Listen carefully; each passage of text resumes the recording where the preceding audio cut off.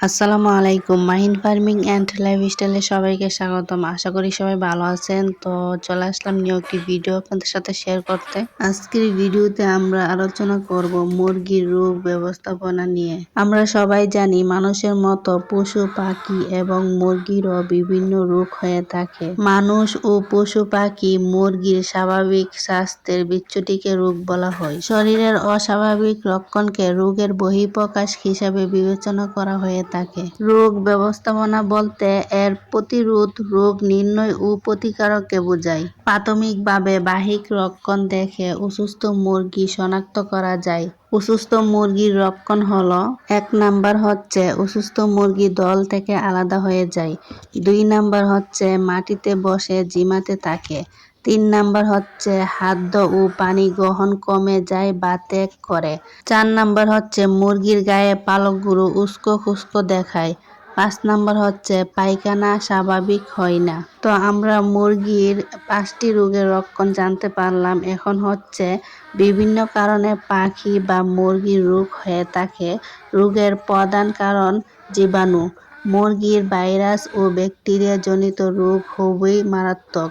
ভাইরাসজনিত রোগের চিকিৎসা নেই, তাই রোগ দেখা দিলে মুরগিকে আর বাঁচানো যায় না। তাছাড়া পরজীবীজনিত রোগ মুরগির অনেক ক্ষতি করে। মুরগির ভাইরাস ও ব্যাকটেরিয়াজনিত রোগ থেকে রক্ষার জন্য নিয়মিত ভ্যাকসিন প্রদান করতে হবে। ভ্যাকসিন দেওয়ার পর ওই রোগের বিরুদ্ধে মুরগির শরীরে প্রতিরোধ ক্ষমতা গড়ে ওঠে। তাই বাড়ির বা খামারের সকল সুস্থ মুরগিকে একসাথে ভ্যাকসিন দিতে হবে। এখন মুরগির কতগুলো রোগের নাম বলি। 1 নাম্বার হচ্ছে ভাইরাসজনিত রোগ, রানীক্ষেত, গাম্বুরো, বার্ড ফ্লু ইত্যাদি। 2 নাম্বার হচ্ছে ব্যাকটেরিয়াজনিত রোগ, ফাউল কলেরা, ফাউল টাইফয়েড, পুরুরাম, যক্ষ্মা, বোটুলিজম ইত্যাদি। 3 নাম্বার হচ্ছে পরজীবীজনিত রোগ। মুরগির দেহের ভিতরে ও বাইরে 2 ধরনের পরজীবী দেখা যায়। দেহের বাইরে পালকের নিচে উকুন, আঠালি ও মাইট হয়ে থাকে। দেহের ভিতরে গুড়কৃমির ও ফিতাকৃমির দ্বারা মুরগি বেশি আক্রান্ত হয়। এরা মুরগির গৃহীন পুষ্টিকর খাদ্য ভাগ বসায়। অনেক কৃমি মুরগির শরীর থেকে রক্ত চুষে নেয়। তাছাড়া প্রায় মুরগির রক্ত আমাশা হতে দেখা যায়। এ রোগটি প্রোটোজোয়া দ্বারা হয়ে থাকে। গৃহপালিত পশু দীর্ঘদিন খামারে থাকে, তাই রোগ হলে এদের চিকিৎসা দ্বারা সুস্থ করে পুনরায় উপাদানে নিয়ে আসা যায়। কিন্তু বাণিজ্যিক মুরগির খামারে এটা সম্ভব হয় না। তাই মুরগির খামারে রোগ প্রতিরোধ ব্যবস্থা গড়ে তোলার জন্য কিছু পদক্ষেপ অনুসরণ করতে হবে।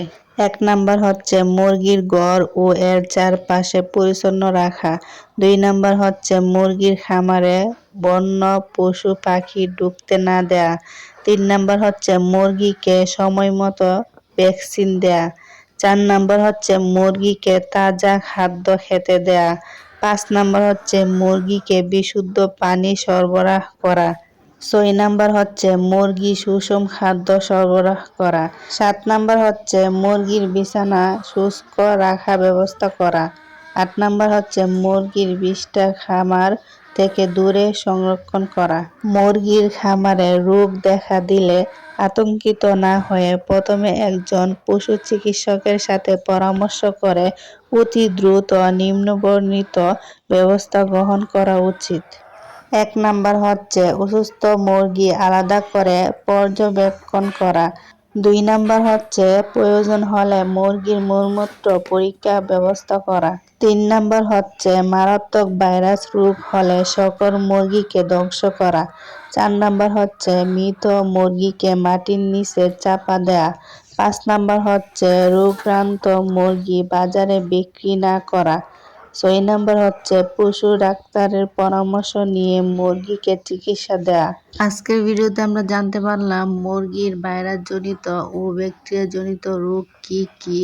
তো তার চিকিৎসা কি সেটা আজকে ভিডিওতে জানতে পারলাম। মুরগি কিভাবে পালন করতে হবে সেটা জানতে পারলাম।